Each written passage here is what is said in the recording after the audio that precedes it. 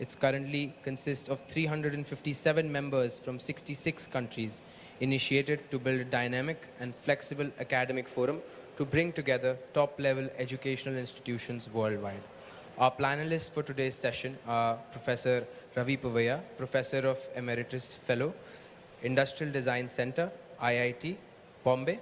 His current pedagogic as well as research and design interests are in fields related to interaction design, new media design, visual design, and product design. And his research interests are in areas related to visual language, information visualization, visual narratives, wayfinding systems, interactive devices, collaborative social and learning environments, as well as designing for children.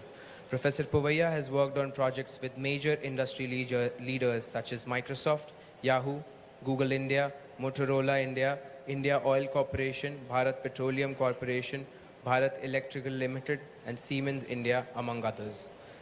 The next we have among us Ms. Mamta Rao, presently the Dean of National Institute of Design, Bangalore campus. She's the principal faculty in IT integrated design streams and is the discipline leader for master's program in interaction design. Currently, she's a member of the Governing Council and Senate of NID. She also carries the responsibility of being a co-chair for research and development and has earlier served as a member of various academic and administrative committees at NID. She has various publications to her credit, including in journals and books in areas of design briefs, IT integrated designs, creative thinking, and digital heritage. Next on board we have Mr. Jagota. He's the head of product design, Sideways Consulting, and president of Mumbai Chapter Association of Designers of India. He's helping businesses innovate through design thinking and execution. A brand strategist and industrial designer from NID at heart, Krishan is an amazing illustrator who can draw using both his hands, an awe-inspiring magician who can surprise people with tactful tricks. Equipped with his experience in Germany, Krishan is now contributing to a diverse range of design projects at Sideways Consultancy, Mumbai, as the lead industrial designer and brand strategist. Next, we have amongst us our very own Ms. Archana Surana. She is a design educator, mentor, and social entrepreneur with 28 years of experience innovating in design education. She successfully carries forward the legacy of 22 years as the founder and director of Arch College of Design and Business. She is the elected board member in the Cumulus Executive Board the year 22-25 and is a member of the CII National Committee of Design India and CBSE Committee on Skill Development. She represents Arch at various national and international platforms. Welcome, everybody. Over to you. Thank you, Manan. It's a pleasure to have such an experienced panel which has traveled from all over the country to be with us for this very special session here at the Rajasthan DigiFest. While we know that this panel is specifically for the Cumulus Association and its member institutions who are from 66 countries representing 357 universities in art, media, and design. We have our very eminent institutions from the Indian subcontinent here, the IIT IDC Mumbai, the Indian Institute of Technology. We have NID, the National Institute of Design, Bangalore, and the Association of Designers of India, with whom the Cumulus has a MOU already. So we have Professor Ravi Pavaya, Ma'am Mamta Rao, and Kishan Jagota, our panelists for today's session. And today's session has three very strong keywords. It talks about new frameworks for the future. We're going to be looking at design ecosystems. And high growth is something that we all aspire for. While these are three keywords that every youth wants to relate and connect with, the industry is looking at what would these new paradigms mean. We have experts who are with industry experience and bringing the academia and the industry together with research opportunities. And on the other hand, we have these new possibilities in the digital media where interaction design, user experience, user interaction is the future. Looking at these aspects today, I have these insights that I am looking at from an experience that will come from Ravi Povaiya with 4 decades of being into design education, ma'am herself being for almost 3 to 4 decades again into design, having moved from SPA to be at the NID, and Kishan, a very interesting engineering background and getting into hardcore product design and working now with a lot of artificial intelligence, which he calls as shared intelligence. These are going to be something that, I'm sure that each one of us is waiting to really hear what Professor Ravi has to say with his experience of 4 years into practice, research, and design. So, Professor Ravi, the stage is here for you because he has recently developed a new framework for the CBSE schools, the Central Board for Secondary Education, Government of India, which is about initiating design thinking to the school education system, introducing it at a much earlier stage within the middle schools education. So the curriculum for already 6 to 9 standard is ready, and the next part is about to be released. So I'm sure that, while working closely with the industry and higher education and research, working towards how we can take design to the masses, to the school education system, impact more lives, to create an ecosystem that will nurture high growth. Professor Ravi. Thanks so much, Archana. Thanks again for inviting me here. Glad to be here. Okay, it seems to be like a really nice happening event. Okay, so let me try to put the context in place. Okay, so I think first I'll try to very short history of how design happened in our country. Okay, followed by the stakeholders involved in this, in this journey. Plus third is we need to look at the future, what's going to happen. So the kind of ecosystem which is happening within our country. So I think these are the 3 steps, to put it very, very, in context. If you look at India, right, India was a place of arts and culture for a very long time. If you look at it, our GDP was the highest in the world at one point of time. Okay, so that means that the essence of crafts and arts was inbuilt into the system itself. So when we got our independence and also the industrialization which happened in the West, we needed to adopt it to make our lives better, right? So some of the initiatives we don't really realize, it's actually the initiatives have come from the government. For example, the setting up of the NID as an idea itself, and then funding it for it to happen. Similarly with the school where I am, even IITs were actually formulated by thinking behind saying that the country needs institutions which can take it forward in terms of technology. And they managed to house a design school within that context, okay? So, in some sense, we have to be thankful to the government for having that vision and also having, people who have supported it.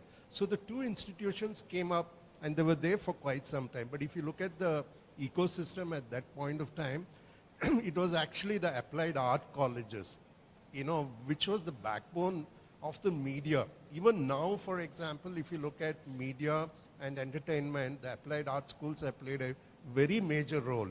And these are very old schools, okay? So new schools came in during the 60s, okay? And I think the context is also important. It was a phase of social, development. The focus was on that and not really on industrialization. So we had to wait till the country opened up in the late 90s.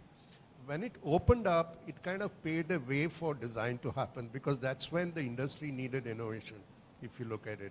So the first time, the designers started, making a difference to the country was from the 90s onwards in a very large context, okay? But I think the 2 or 3 decades before that gave ample opportunity for institutions like NID and IDC to experiment, call people from abroad, collaborate, think of things that are good for the country. So if you look at many of the projects that were done there, they were very socially, important projects. Even the students were encouraged to take up projects like this. So that's a legacy which the schools had, okay? And I think opening of the economy made a big difference. I think lots of other schools started coming in, the privatization started happening, which is something which is a must actually. You cannot depend on the government for everything. Okay, so I think what happened in the last 10 years is really a kind of curve which has kind of expanded so exponentially, from, two so-called design schools, when it started off, now you have about 350 schools coming up, okay, which looks like it's too much of a growth, suddenly happening. But let's look at the larger context, okay? If you look at the way the country is growing up in terms of its GDP and the opportunities that are going to provide, right? You need youngsters to take up these challenges, okay? So that's one part of this story, okay? Which is what you're talking about in terms of higher education, graduating in design, okay, at either the bachelor's level or the master's level, and now at the doctoral level. Okay, so that's one part of the story. So let's look at the other part of the story. Okay, if you look at India, right, India has a very large number of people who actually acquire skills. They might actually acquire these skills from going to an aptech and learning a software. But if you look again back at the industry, a lot of the work which is getting done from DTP to jewelry to 3D modeling are done by these people. See, they have the skills, but they don't have the theoretical understanding of it. And if you ask me for the estimates, it's almost 1 million plus who get trained in this area. Now, how do we actually make use of these skills for the future development of the country, okay? So there's a very nice document which the ministry has put together, which is the New Education Policy 2020, which says that even if you have skills, let's recognize them as equals, okay? So even if you learn some skill, if you spent 1 year on it, you get a certification. If you spend 2 years on it, you get a diploma. If you get a 3 years, you get a degree. If you spend actually 4 years, you get a professional degree. And they're not equating between engineering and, let's say, welding. If you get skill sets which is worth 4 years, they said it's actually equivalent to getting a degree from another, which is, I think, a very nice thought. Okay, so this is a new framework which is happening, okay? At the same time, there's something which has happened, again, partly because of the national education policy. It identified the new skills that are required for the 21st century. Okay, and a couple of them being critical thinking and design and innovation. They call it as innovation, and many times they've used the word creativity in the NEP 2020 mandates. Okay, so if you put together these two things, the best way to do it is if you can actually start the process at the school level.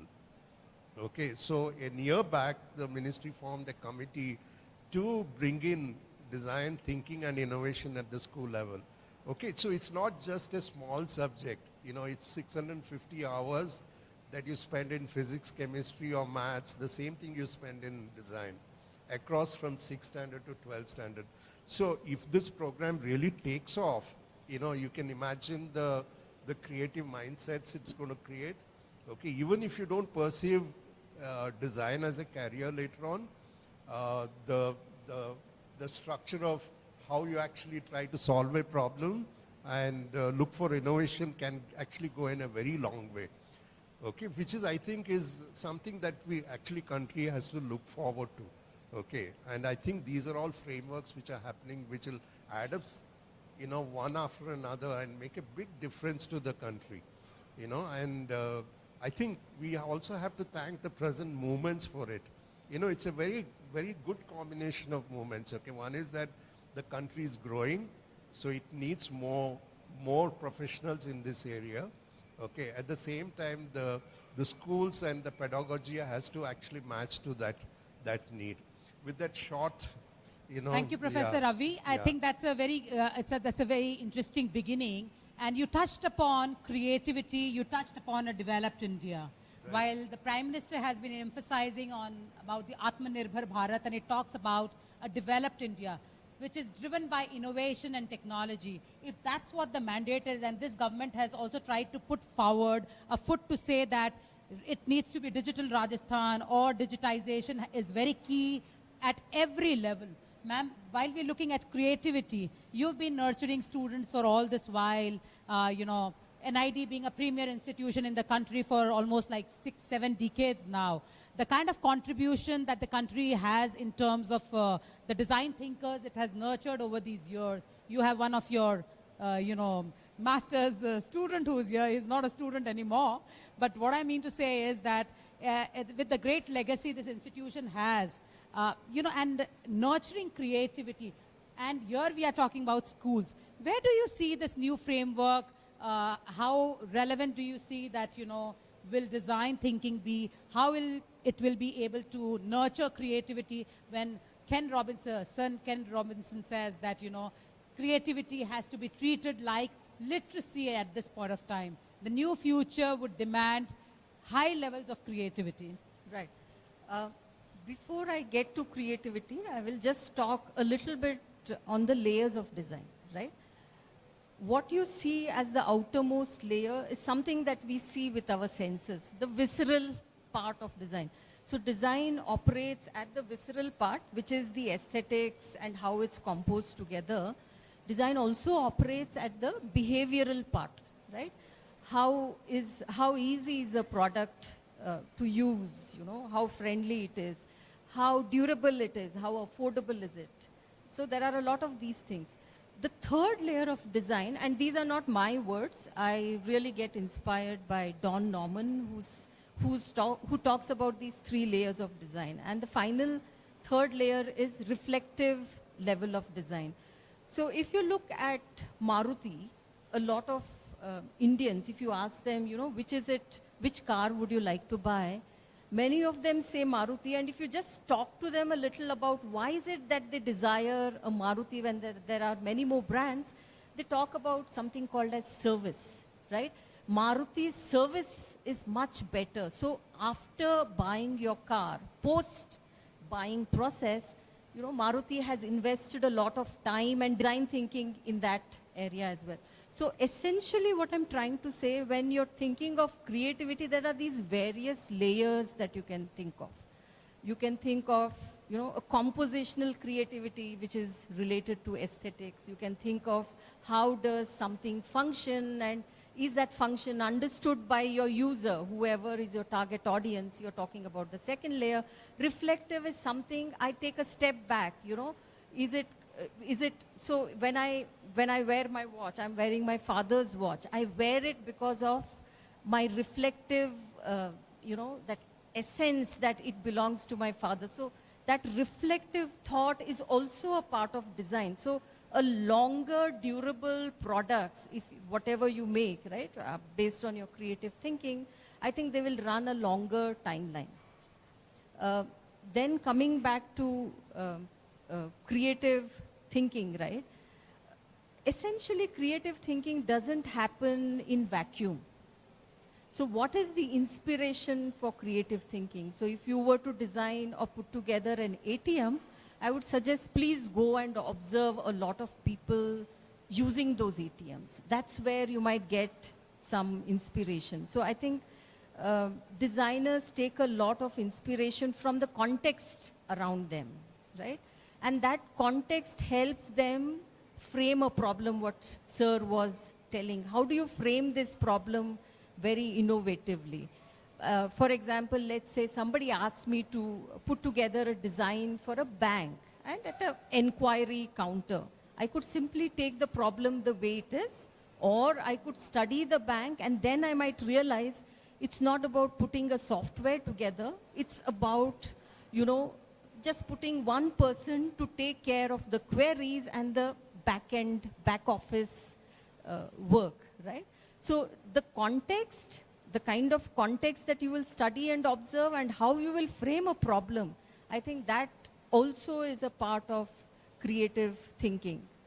Very nice, ma'am. So I can hear that the whole user-centric approach is very, very important. which today probably we're calling it as empathy. And the moment how you interact with your environment, the habitat, and all these are going to be aspects that is very important when one is looking at creativity and the user-centric approach. Just one more point, and when I say user-centric approach, it's not very new. So don't think about it as a very alien theoretical approach. If I were to buy a mobile phone today, I will do my set of study. I will see who's the, what kind of mobile phone, so which is called as, competitive analysis.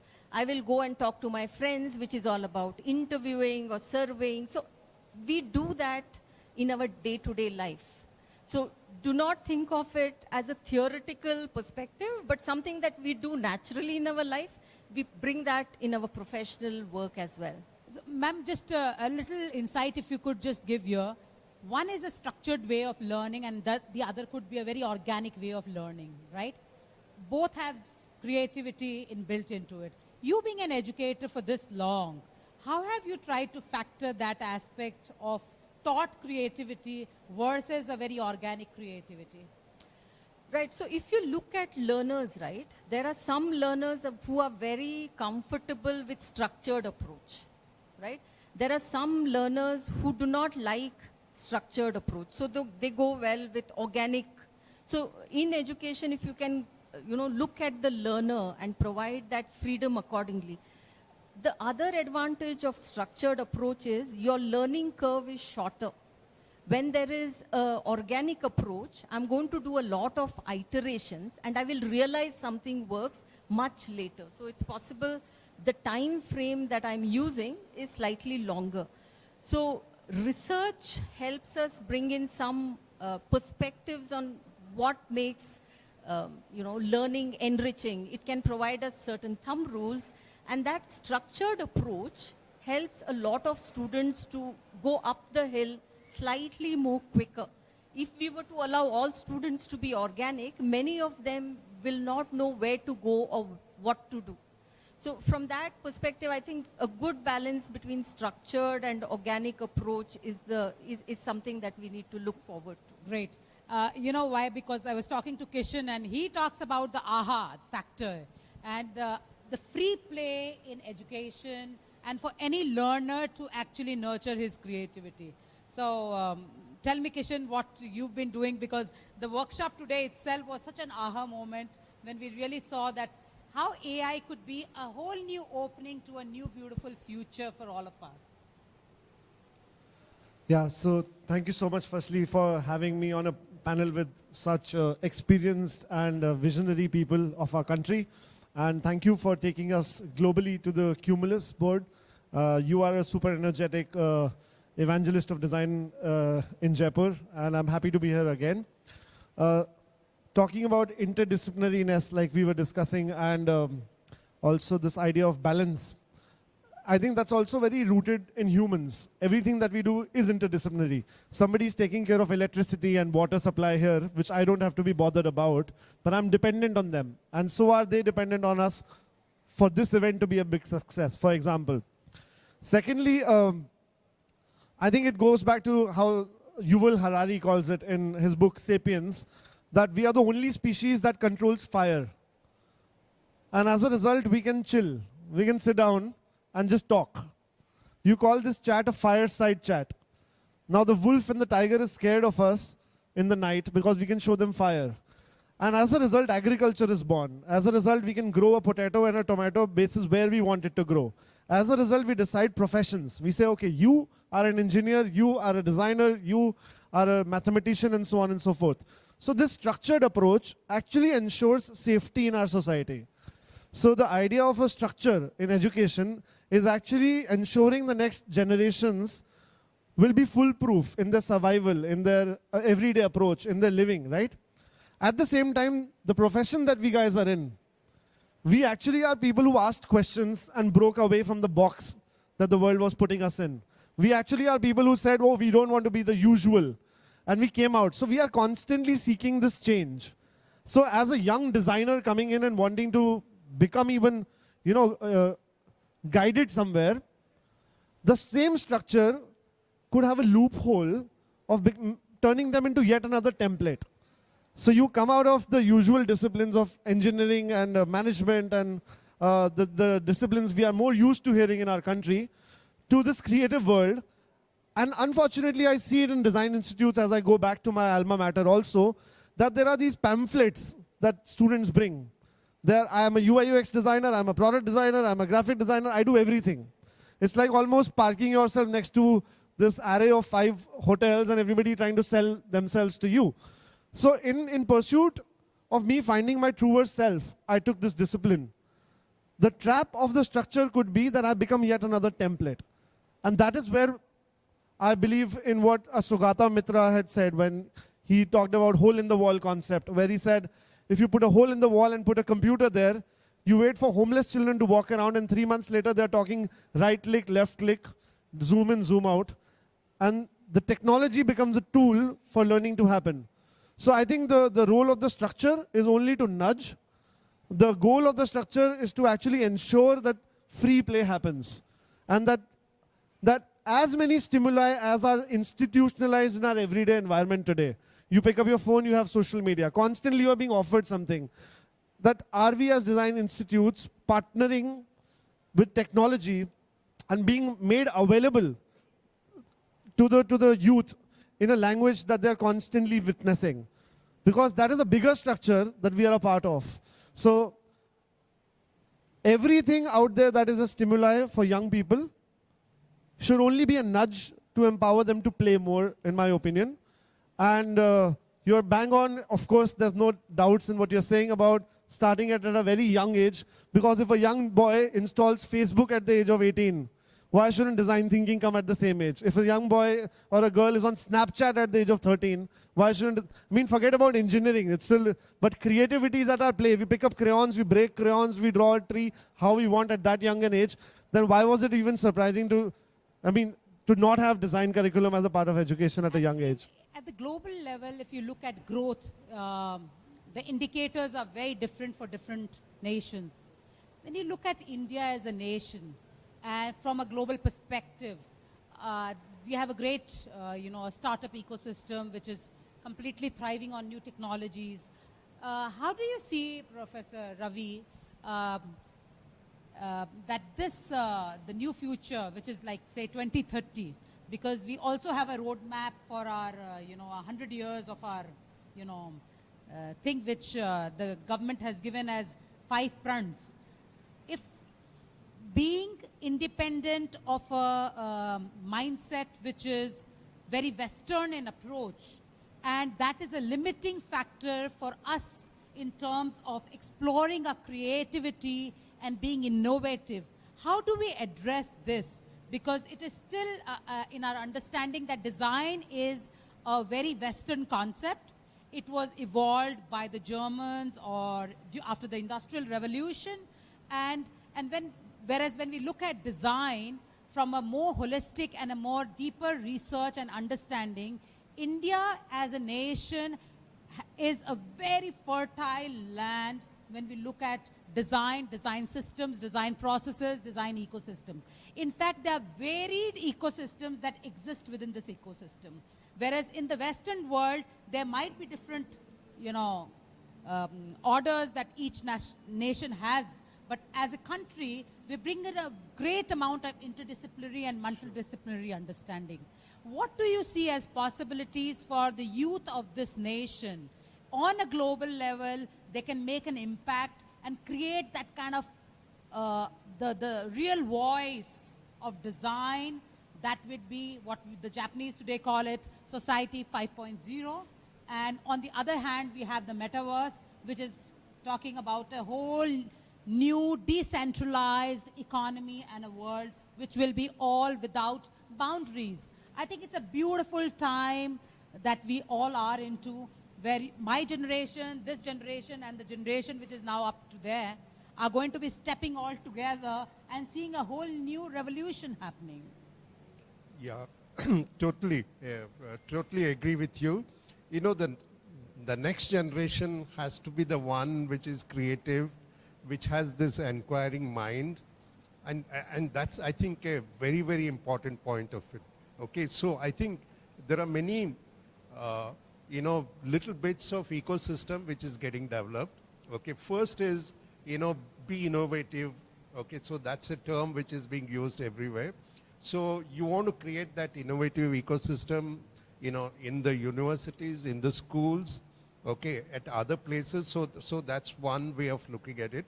In fact, the ministry has a cell for innovation now. They think that design and innovation can make a big difference to our country. So it's both a question of, the students having the confidence to create something on their own. Okay, the second, I think the push is that they're saying if you can start something on your own, okay, it actually starts a whole family of people who are trying to look in that direction. So it gives employment, it develops skills, then you have to actually look at doing something new. Okay, so that ecosystem is a very, very important ecosystem, and it's probably part of the startup ecosystem. To make it happen, you'll see that the startup ecosystem is almost at all levels. It's at all the universities. There are centers in the cities which try to do that. Financial institutions kind of help you out. It's not an easy thing to do, but at least the things are getting in place. Okay, so that's the second, I think, very, very important thing that has happened. Third is creation of facilities. For example, there's tinkering labs called the Atul Tinkering Labs, which are coming almost in every taluk of a country. So a student can walk in there and have facilities which probably his school or institution doesn't have. Okay, it's supposed to help you actually create ideas and prototype them. Okay, so these are all, I think, small steps which add up, and if you look at the future, they'll all add up to being something really useful to the country itself. And the question about, taking inputs from the West, I think it is because that design really matured and happened in the West. Industrialization itself happened over there, and we were followers. Okay, so it takes a while for a country to mature and get confidence. And if you look at India, it's at a stage we are having that confidence now. Okay, and I think it's time actually we also are looking at our own roots now, at our own culture, which we didn't have the confidence. Typically if you ask a middle class parent, he wanted the kid to go to the West to study, rather than having confidence in our own systems, right? So that has to change. And the same holds for our culture. That's why I think the design kind of reflects the West. But I think when the confidence changes, right, it automatically starts looking at our own. And I think we'll have something called as an Indian design, which will come forward. And I think the time is also ripe for it. Thank you, Professor Ravi. I think that kicks another question here, that are indigenous knowledge systems. I mean, the world has learned from these knowledge systems. They have written books, they have really put it together. They are the ones who've actually documented. And we as, Indians probably took it for granted. And we probably also have a very oral economy, culture. And the culture has probably not allowed us, and also the whole essence of Vasudev Kutumbam, which is all about, sharing, shared knowledge, shared wisdom. That's a part of our whole ecosystem. So the individualistic approach of having things being documented, certified, or put to name by somebody was something that has not been a part of our culture. I think the Western world has gotten us to understand this now. So my question to you is, Kishan, because you've been in the West, you've worked in Germany as well, and you are this new age product designer. You're working a lot with AI, and you have a lot of belief while you're doing Hindustani music, and on this side, and on the other side, you have products that you design which are world class. Where do you see this fusion, this marriage happening between, and how can that our youth can embrace that? Because I think it's very important that our people now speak the language which the world can also relate and understand with, because it's a time for collaboration and cooperation. And I think as all, and Cumulus, and if you look at the member institution, the intent is knowledge sharing, sharing best practices. I mean, how can they learn from us? I've seen that, they're so keen, the world is so keen on coming and doing research here, working with us together, because they understand the deeper nuances. We at times probably forget it, and because it's in our backyard, right? So where do you see the connections coming in for you? And So we are definitely a country where our parents and our grandparents take charge of values, instilling in us from a very young age, where especially doing research for Disney, we had met over 150 kids and their parents. And this is what we heard, that they can go to the school and learn about math and physics, but they have to learn values from home. Now, while this is a great fundamental that is instilled in young India, there are certain traps. When you say money, most middle class talks about money as an evil. When you talk about fame, most spiritual and religious practices tell you that to be super famous is meaning you're superficial, right? And we come from a heritage of doing the job, especially as creative people, and not bothering about ownership, right? You ask who's the architect of Qutub Minar. Does anybody know about the architect of Qutub Minar here?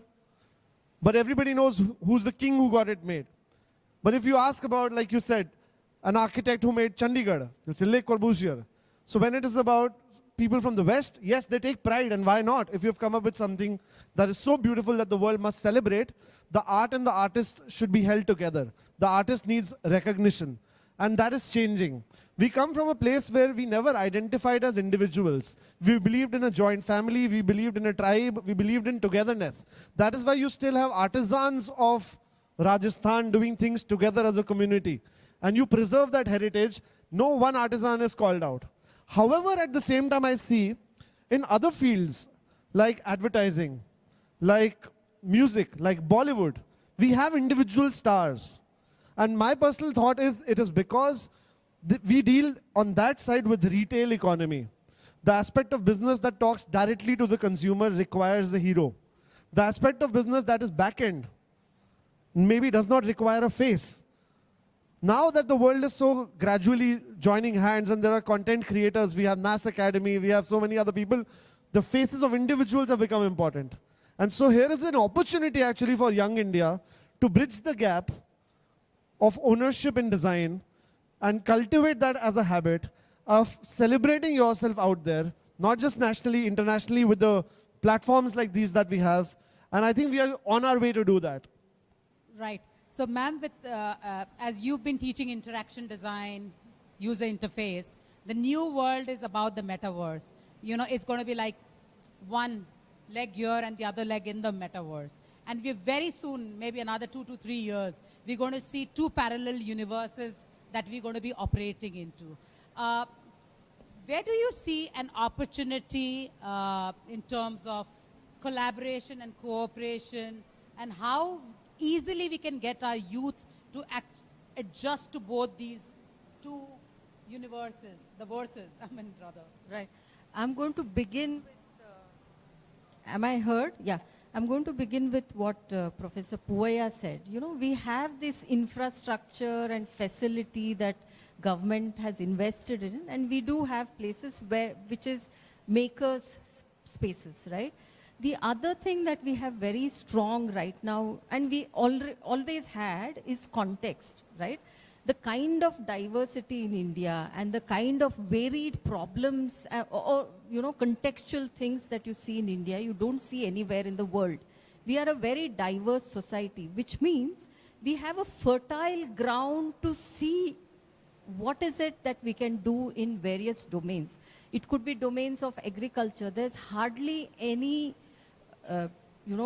designed interventions that we've been doing. Now, agriculture is also embracing modernity. It's becoming technology enabled. You have hydroponics, aquaponics. So with our context and the new technologies that are coming in, I will say there's a lot of scope for innovation, putting the two together. But innovation doesn't come easy, let me tell you. Innovation doesn't come by just sitting on a chair and procrastination.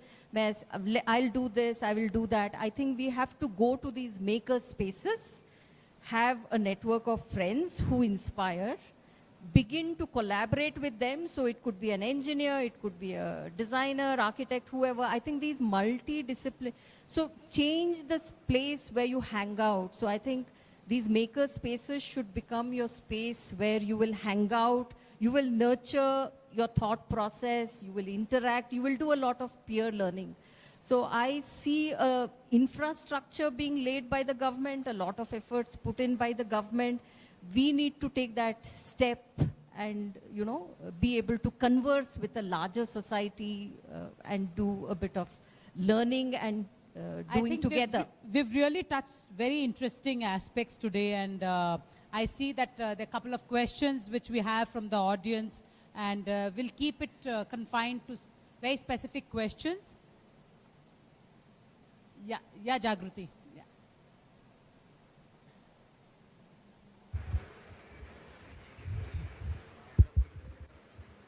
Good afternoon, everyone. So I was having a question that as you talked about design thinking, critical thinking, what are your views on ecological thinking, thinking in terms of ecology, keeping the nature in factor? So if you want to, like, if you incorporate design thinking in schools, what about you incorporate design thinking and ecological thinking both in the schools? By thinking whatever you make or whatever you develop, keeping nature as a factor in that segment. So what are your views on the same?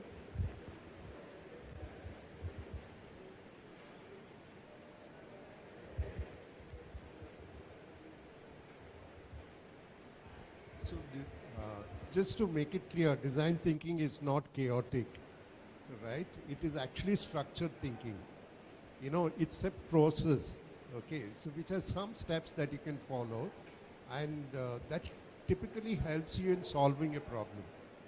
Okay, so the structure is at the core of it. Okay, logic is at the back of it, and technology is what you need to use for solving problems. So I think what you're asking is not a different question. It's the same thing. You know, see, for example, design thinking as a process can be applied in any field. I mean, you could be a lawyer and apply it in the way you actually solve a problem. You can be a doctor and use this process to find a new solution. You know, so it's not dependent. It's not that only designers use it. Designers used to use it, and now it has come to recognized as a very nice method and a very simple method, in fact, for it to be applied to any field. You know, so one of the things we are trying to do is that we are telling teachers, for example, use design thinking process in teaching mathematics or chemistry or physics. You know, it will make it much more interesting for the children. You know, so that's one. And it's not that they do something which is crazy, but I'll actually look at it in a very logical and a structured manner. You know, I hope it answers your question. Thank you, sir. What I hear is that predictability and unpredictability are two aspects, right? So a structure gives you predictable outcomes. You will get some results which are going to be inconsistent with a certain thought process. And while unpredictability is what human beings always look forward to, they want change, and they are looking for some kind of transformation that can inspire them, right? The whole idea of new is always emerging in their heads. So I think it's a balance of the two, and when we look at design thinking, that the process itself is a certain predictable way of going about, right? Have that, yeah. Hanji. Thank you very much for the सदन के लिए बहुत बहुत धन्यवाद कि design के बारे में मेरा कोई क्वेश्चन है, मैं एक सॉल्यूशन है। मैडम ने एनआईडी के बारे में जानकारी दी, मैं क्योंकि डिज़ाइन सेक्टर और क्लस्टर सेक्टर और एसएमईज की बात कर रहा हूँ। एनआईडी के बाद में design clinic scheme is there. कितने लोग एसएमई सेक्टर में इस्तेमाल करते हैं डिज़ाइन क्लिनिक के लिए, ये बहुत बड़ा इशू है। दूसरा है अभी जो जेड सर्टिफिकेशन स्कीम आई है एसएमईज के लिए, इन दोनों को हम कंबाइन करके एक स्ट्रेंथिंग करें तो हमारा जो एसएमई सेक्टर है वो डिज़ाइन सेंट्रिक बन जाएगा और उससे जीडीपी बढ़ेगी, जीडीपी बढ़ा नेशनल ग्रोथ हो जाएगी। इसमें एक सजेशन है, क्यों न स्टेट लेवल की डिज़ाइन क्लिनिक के ऊपर वर्कशॉप हो, जिससे जितनी भी एसएमई सेक्टर हैं वो डिज़ाइन सेंट्रिक बने, बिल्डिंग को डिज़ाइन बनाए, water conservation, environmental conservation, energy conservation, food conservation and rain water harvesting SME sector. हमने डिजाइन पॉलिसी के लिए बोला है, we have recommended the government for a design policy for the state. जब whereas there is something that exists with the India Design Council, some kind of parameters for competitiveness, which the government has put certain guidelines, but it's important to be implemented at the state level and at the micro level. So even we were talking about that we need designers in governance, because they have a different view to the way they look at things. So looking at why, today we are talking about technology. I mean, today technology and design, technology in itself is nothing if it does not have design as its, foundation. So I think it's a great opportunity for us to actually deliberate on the importance of design and how design can actually enable all the other aspects to all come together. Whether, whatever, our infrastructure, our technologies, the soft and the hard, all can be put together. Any views here, ma'am? What he was about? He was MSME clinic, right? Yeah, design clinic scheme that they had. We were I think also a part I'll of have it, to yeah. understand that slightly better. Maybe, I'll let you know. Yeah. अच्छा, तो आप बता रहे थे कि ऐसे schemes होने चाहिए.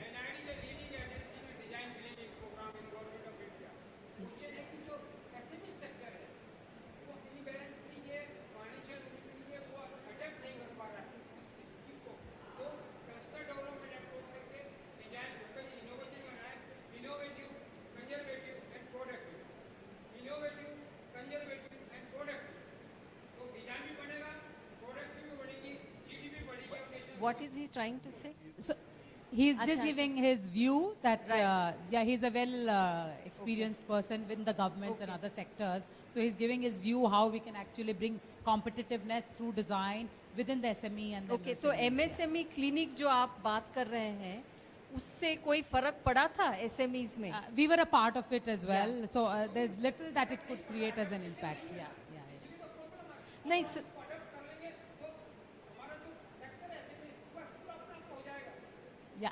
मैं बात करूंगी आपसे. आई थिंक आपका क्वेश्चन समझने में थोड़ा टाइम लग रहा है मुझे. I'll talk to him later maybe. Yeah. Any other question? Yes. So wonderful session on design. Ma'am एक आपने यूजर सेंट्रिक अप्रोच के बारे में बात की थी डिजाइन के पर्सपेक्टिव से, and ma'am spoke about metaverse. Now in the decentralized economy of metaverse, how do we ensure that the design quality and the design aspects remain, at least to the quality level, and it improves over a period of time? Because in the metaverse, the control will go to the users. There will be nobody to guide them, even suggest them. So if you want to create a design culture or, build that creative ability within the youth and children, how can we do that in the metaversial world? Right. So you're saying the users are going to, be very active in what they take, right? So Right. from that perspective, what I was trying to say is when you look at your products from the point of view of who's going to be your target audience, I think you have a better possibility of,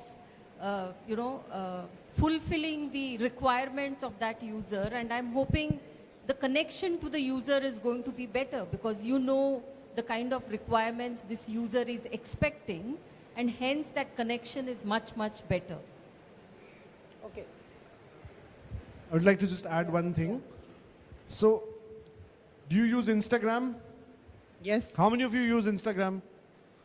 So when you send a message on Instagram, who's sending the message?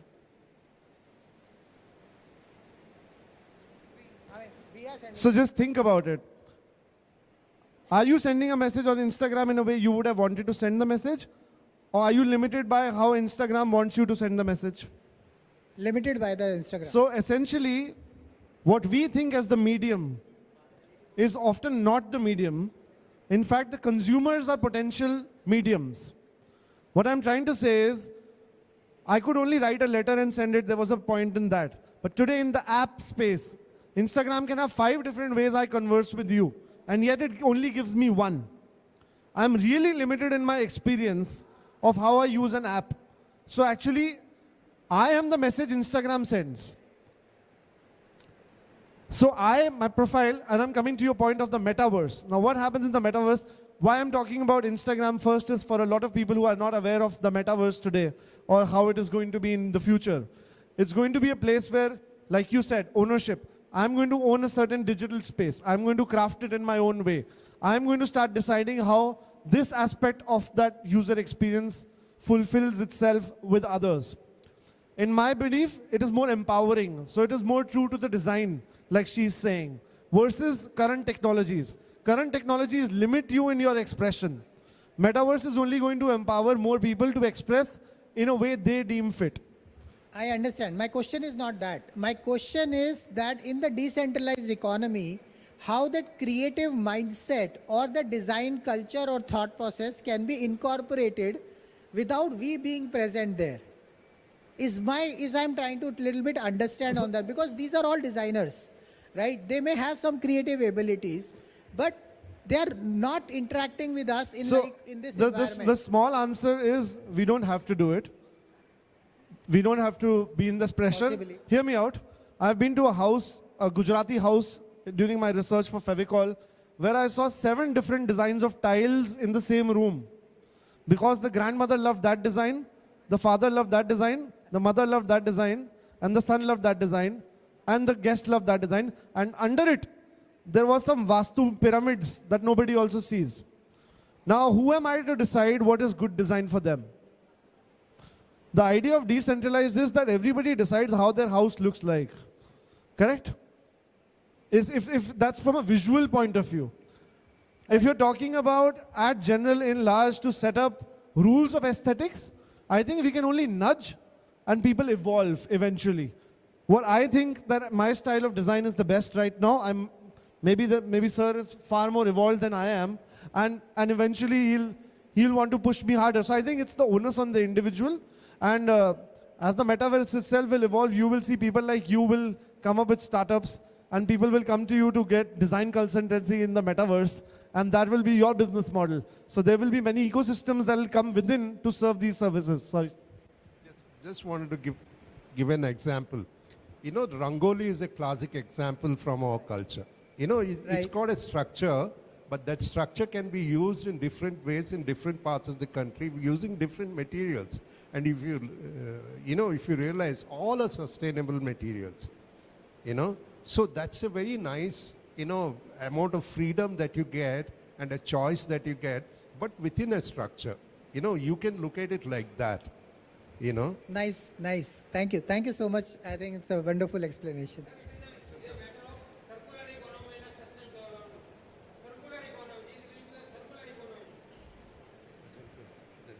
Right. Yeah. Can I make an observation? Can I make an observation with your permission? Actually, I'm going to say something to support a contention that you brought in, which is about being Indian. When will design become Indian, right? So I want to put it into a larger framework where, if you look at the United Nations, if you look at the Bretton Woods institutions, IMF, etc., they are all actually the handiwork of the Western economies and the Western political economies, right? And I think when Modi became the Prime Minister, he addressed it by saying 1/6 of the world's people don't get to have any say, in spite of the fact that we contribute very handsomely to these through peacekeeping forces, through monetary contributions, etc., okay? So my point here is that by talking about design being Indian, we weaken ourselves. We weaken ourselves. What we need to do is to ask, when the Industrial Revolution happened, the split that essentially happened was in the Industrial Revolution mediated economies, they came to depend on technology, and so they became technology mediated economies.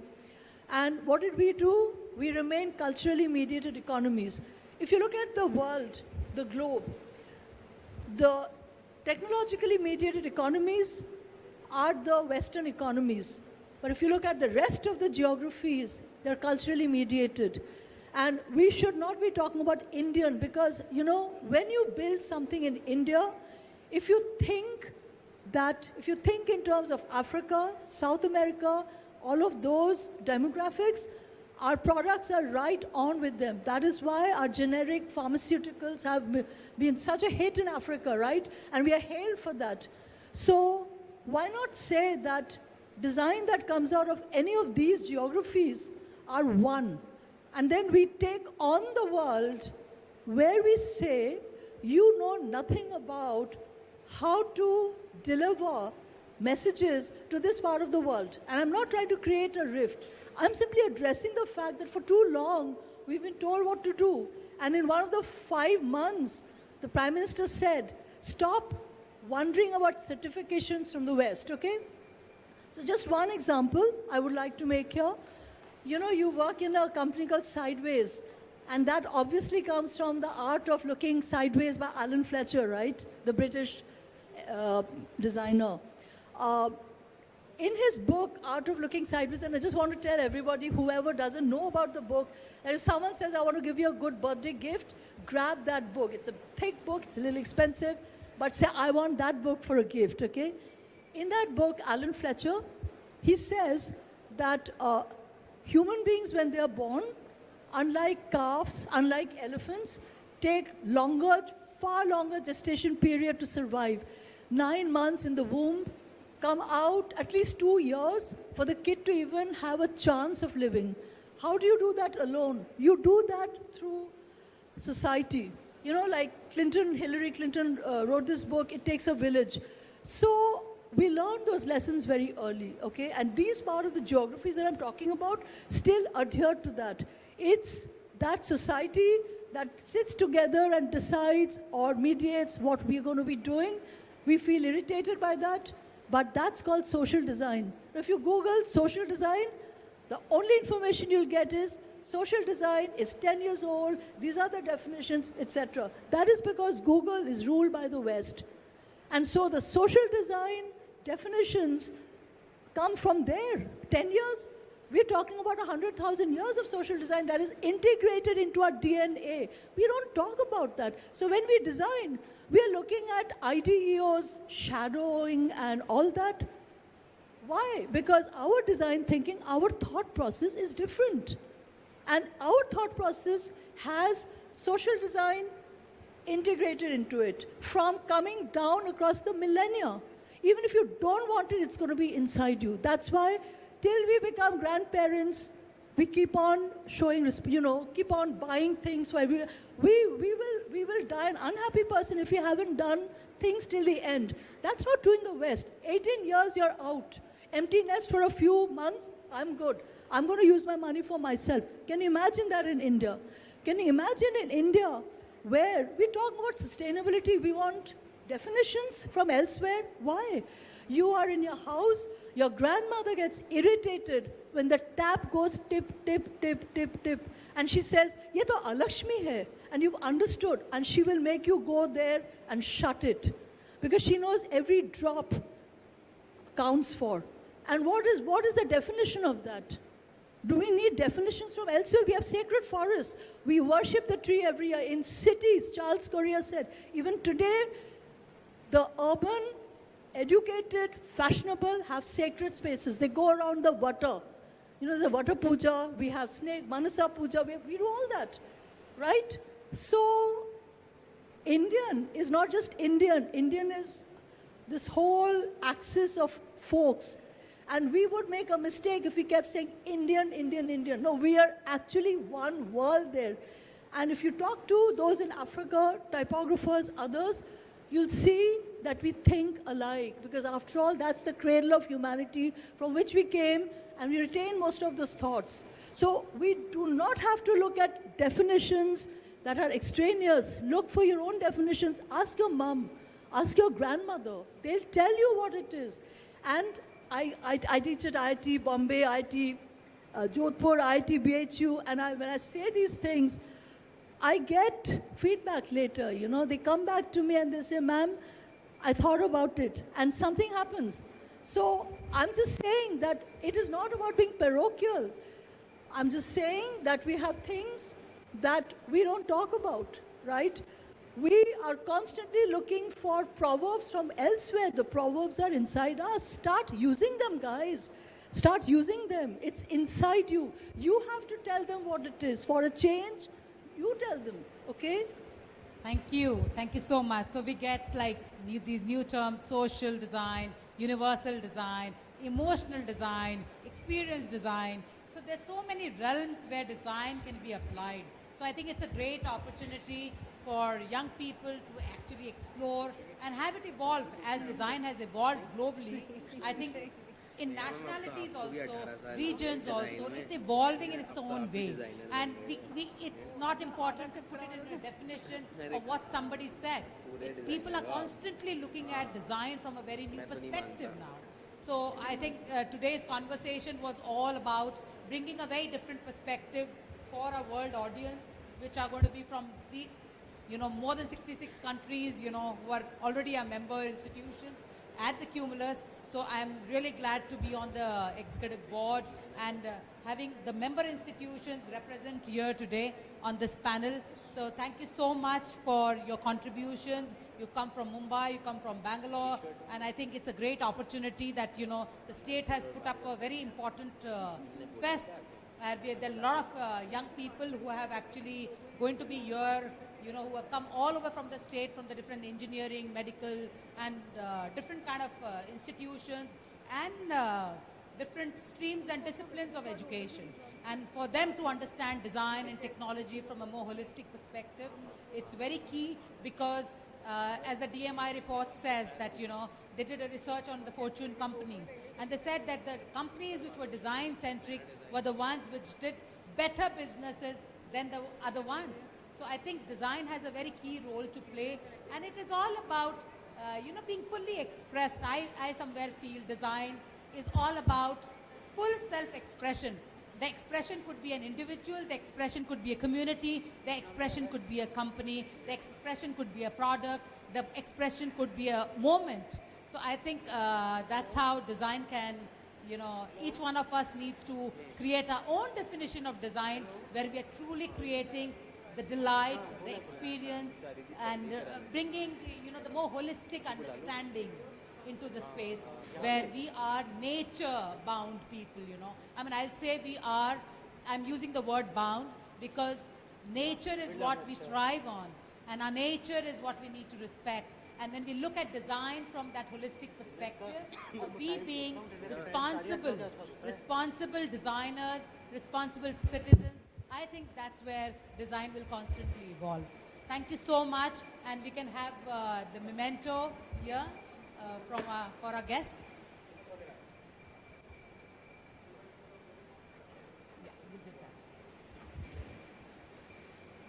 Thank you. That was a very insightful session. I would like to request Mr. Vishnu and Mrs. Amresh ma'am from the Department of Information and Technology to present our panelists with the mementos.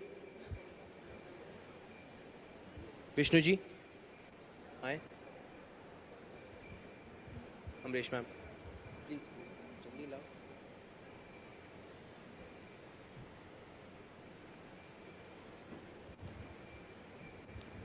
We have a small token of appreciation from the side of Arch as well.